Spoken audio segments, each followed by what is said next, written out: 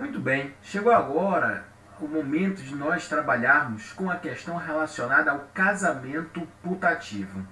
E para compreender o que é o casamento putativo, eu preciso sair com aquela primeira compreensão que é o casamento putativo, ele vem para proteger a boa-fé.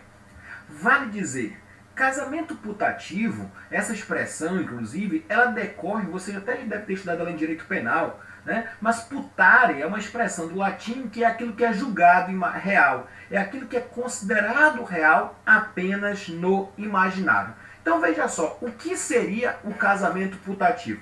Casamento putativo, vamos agora fazer a adequação necessária. É aquele casamento que ele é considerado real, embora ele seja inválido. É o casamento que ele é considerado, olha só, de alguma maneira no seu imaginário válido, mas ele é nulo, ou ele é anulável. Então vamos organizar algumas premissas. Para eu falar em casamento nulo ou putativo, eu devo ter a compreensão que eu devo estar diante de um casamento nulo ou anulável. Tudo bem? Então vamos só reformular. Casamento putativo é o casamento imaginário. Casamento putativo é aquele que decorre da imaginação. Mas na realidade ele é um casamento inválido, porque ele é nulo ou anulável. Tudo bem.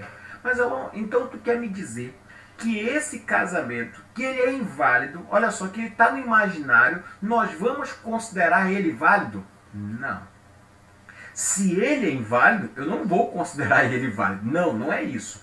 Mas é o seguinte, se houver a presença da boa-fé, se houver a presença da boa-fé de pelo menos um dos cônjuges, perceba só, agora nós vamos dar proteção a essa boa-fé. E vamos dar efeito ao casamento, ainda que ele seja inválido. Olha só, nós não vamos dar validade ao casamento. O casamento continua inválido, ele é nulo ou anulável. Mas nós vamos dar efeitos para quem? Para aquele que está de boa fé. Tudo bem? Então olha só, vamos caminhar agora e eu quero fazer um convite para você observar lá o que diz o artigo, olha só, o que diz o artigo 1561. Olha o que ele fala. Embora anulável, ou mesmo nulo, se contraído de boa-fé por ambos os cônjuges, o casamento, olha só o casamento, em relação a este quem? Aquele que está de boa-fé, como seus filhos, produz todos os efeitos até o dia da sentença anulatória. Então, olha só, volta para mim, vamos compreender? Então, embora anulável ou nulo, se contraído de boa-fé... se contraído de boa-fé. Gente, a boa-fé que vai fazer o milagre aqui, olha só. Por ambos os cônjuges, os dois aproveitarão um efeito desse casamento. Se, olha só, se eu tiver de uma situação diferente, onde os dois estão de má fé, só os filhos serão aproveitados. Se um tiver de boa fé e outro não, aquele que está de boa fé, esse será aproveitado. Vamos continuar o artigo 1561 para que a gente possa ter a leitura completa. Olha o que ele diz. Embora anulável, parágrafo 1º, se um dos cônjuges estava de boa fé, ao celebrar o casamento, os seus efeitos civis, só ele e os filhos aproveitarão. E se os dois, olha só, se ambos os cônjuges estavam de má fé, ao celebrar o casamento, os seus efeitos serão aproveitados apenas pelos filhos. Que coisa interessante, olha só, veja só onde é que chega aqui o nosso estudo, tudo bem? Então olha só, o casamento putativo é o casamento julgado imaginário, julgado real, mas ele não saiu do imaginário das pessoas. Então o casamento inválido, exato. É o casamento nulo ou anulável. Todo casamento nulo ou anulável será protegido? Não. É necessário a boa-fé. Então vamos juntar os dois requisitos para nós falarmos em casamento putativo, em casamento, olha só, casamento imaginário julgado real. Primeiro, a existência de uma invalidade, seja por nulidade ou por anulabilidade, seja uma invalidade absoluta, lá dos impedimentos matrimoniais, ou seja uma invalidade relativa, lá do artigo 1550 e seguintes do Código Civil. Tudo bem, olha só, mas é indispensável que exista a boa-fé. Quem está de boa fé, o casamento será válido. Não, nós daremos efeitos a esse que está de boa fé. É o código pulando um degrau na escada pontiana para dar proteção. Então, se liga nisso para que você possa compreender da maneira melhor. Olha para o artigo 1561 e veja, olha o caput. Embora nulo anulável, No caput você vai perceber que a boa-fé vai resguardar os dois. No parágrafo 1º vai resguardar apenas aqueles que estão de boa-fé e os filhos. E no parágrafo 2º, se os dois estiverem de má-fé, aí, meu amigo, tão somente os filhos receberão, aos filhos somente, só esses dois receberão essa proteção. Tudo certo? Então isso é importante para que você possa compreender as noções básicas a respeito do casamento putativo. Repito, o objetivo da putatividade não é prorrogar a validade, não é conceder validade a um casamento nulo ou anulável, não, mas é garantir eficácia para quem está protegido de boa fé. Para quem está de boa fé estará protegido. Eu vou colocar agora na tela para você, olha só, os requisitos para o casamento putativo, para que você possa organizar no seu caderno. Então, olha só, primeiro é a invalidade do casamento. O casamento aqui eu tenho que perceber que é um casamento, ele tem que ser inválido, nulo, anulável, mas tem que existir a boa-fé, é indispensável, minha gente, é indispensável que nós possamos estar diante de uma situação que o erro seja desculpável e eu preciso de uma decisão judicial, que venha aqui esclarecer isso e deixar tudo da maneira mais tranquila, mais clara, para que o juiz venha ali reconhecer até que ponto chega essa putatividade. Tudo certo? Então, olha só, nós já vimos o referencial do casamento putativo, está no artigo 1561. Nós já vimos os requisitos do artigo 1561. E nós já verificamos quem é aproveitado com essa boa-fé. Essa é a palavra-chave.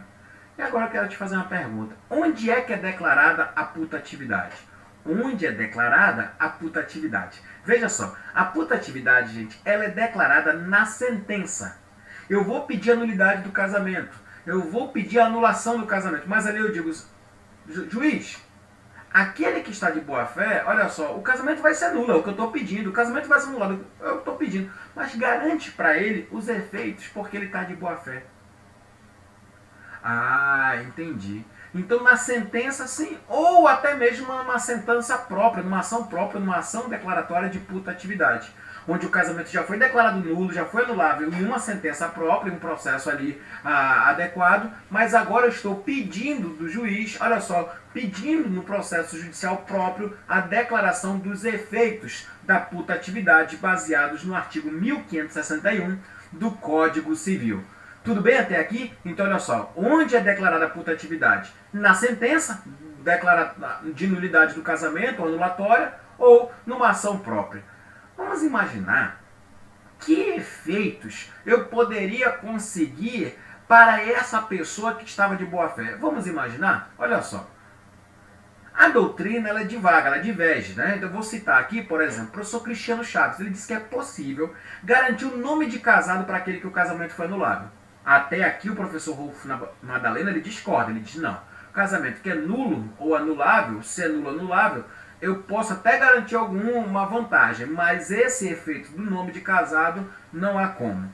Mas tem um aqui que é razoável. Esse aqui, a doutrina praticamente, ela é assim, quase que absoluta nesse sentido. Qual é? A possibilidade de fixação de alimentos, olha só, bem consensual isso. Fixação de alimentos para aquele que estava de boa fé.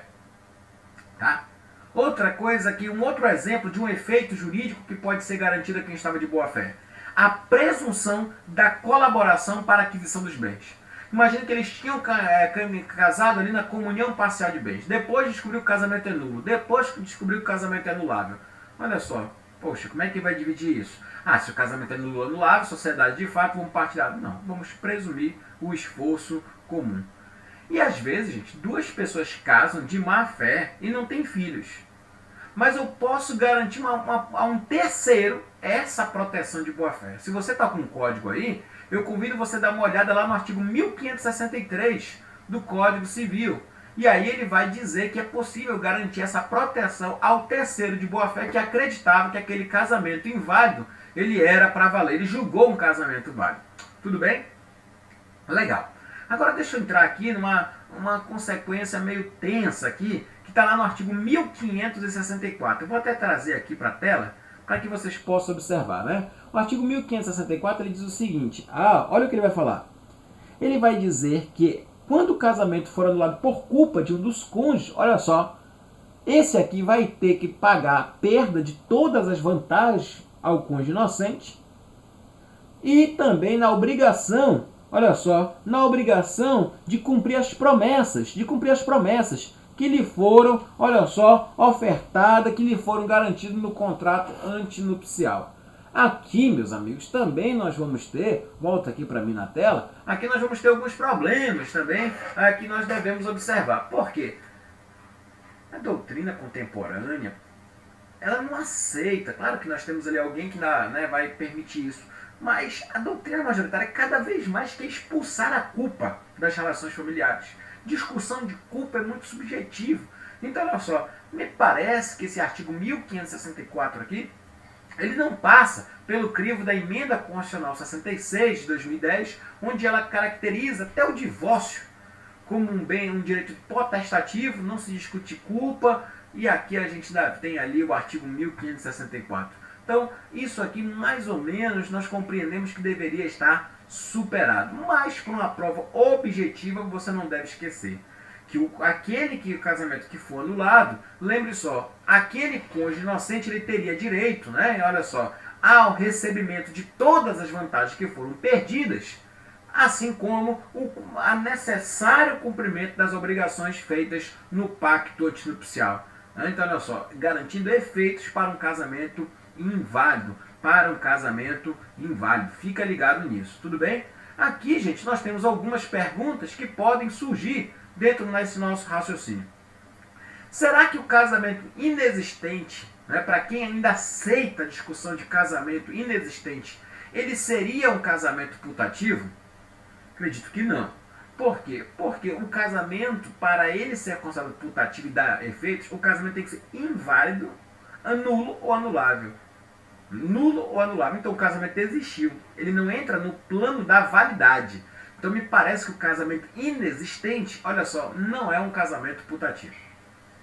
E agora, será que é possível guardar, olha só, efeitos jurídicos para aquele, olha só, que estava de boa fé em uma união estável? Será que eu consigo aplicar, eu estou falando casamento putativo, mas existiria união estável putativa? Aqui, gente, a doutrina já tem aceitado, né? Imagina que alguém é casado, não separado de fato, e passa a conviver com outra pessoa, e aí essa pessoa não sabe, e pensa que está em uma união estável. Depois se descobre, é união estável? Não é. Por quê? Pelo menos a maior parte da doutrina não é. Então, olha só, não é, porque um sabia que não estava em união estável, e o outro, né, não tinha a completude do conhecimento de toda a realidade que estava sendo vivida. Então estava só no seu imaginário. Mas era só um concubinato ali, né, uma relação de amante. Ele vai dizer, mas eu não sabia que eu estava nisso. Eu posso ter a proteção da eficácia de como se fosse uma união estável? Aqui a doutrina é bastante bem sensível quanto a isso. E me parece que o STJ também tende a caminhar em alguns momentos protegendo aquele que estava de boa fé. O STJ ainda vai demorar um pouquinho, né, para isso ficar mais claro, mas os tribunais estaduais, esses já têm aceitado sim essa ideia com bastante razoabilidade. Tudo bem, minha gente? Então olha só, vamos só revisar. Casamento putativo é o casamento julgado real. É um casamento que não sai do imaginário. Esse casamento é válido? Não, ele é inválido, ele é nulo ou anulável. E o que visa? Qual é o objetivo da putatividade do casamento putativo? É dar validade? Não, é dar efeitos. Efeitos para quem? Para quem está de boa fé. Se eu tenho os dois com má fé, terceiro de má fé, filhos com má fé, vamos imaginar o seguinte, ninguém a ser aproveitado, porque só aproveita quem está de boa fé. Só aproveita quem está de boa fé. Onde, olha só, é declarado o casamento putativo, ou numa sentença de uma ação de nulidade ou anulatória, ou até numa ação própria, uma ação declaratória de putatividade. Cuidado, olha só, o casamento tem que ser inválido, nulo, anulável, não esquece disso, tem que haver boa fé de alguém, o erro tem que ser desculpável, mas não esquece, tem que ter uma declaração judicial. E depois, se você quiser aprofundar esse estudo, a possibilidade de nós descobrirmos aí, né, a aceitação, reconhecimento e a proteção jurídica para a união estável putativa. Tudo certo? Essa era a conversa que nós tínhamos aqui para tratar sobre casamento putativo. Dá uma olhadinha, artigos 1561 até o 1564 do Código Civil, beleza? Fica com Deus, beijo no coração, valeu!